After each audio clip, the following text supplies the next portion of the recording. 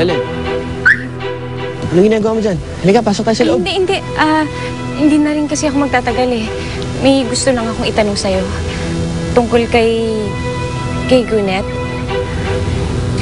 Alam ko wala akong karapatan pang himasukan to.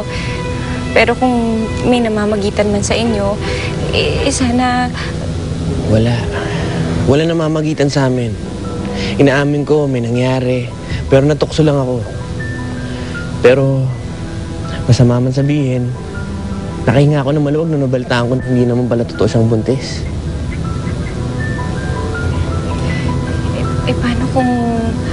Paano kung buntis siya? Ewan ko, hindi ko alam kung matatanggap ko kung akin. Ayoko naman maging biktima niya. Mahirap magtiwala sa mga sinasabi ni Gwyneth. Kaya ayoko maging biktima niya. Kaya huwag ka magtitiwala agad sa mag-ina na yun.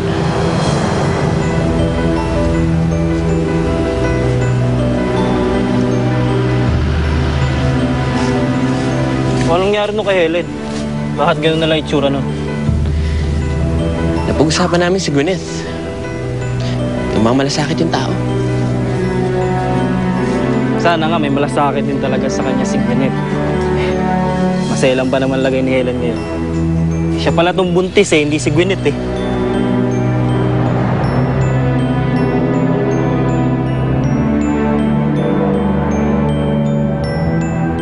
Why don't you just cut it inside and get it piece by piece outside? Just pull!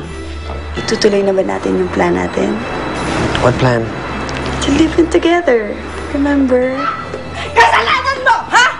Kapag nawala ang sarili mo, walang sisisip ko dito! Hulaan niyo sinong nagbabalik. Sino? Si Gwyneth? Kasama si Helen? At may kasamang baby. Tayo nakalagay ng mga magulang ni Lynn sa papeles. Bakit di pa natin totohanin? Pagtulungan na natin ang bata. Hindi naman natin kailangan gawin yun eh.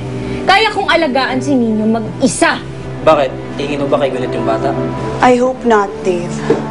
Kala ko papayag ako. Papayag? Hoy, Lester!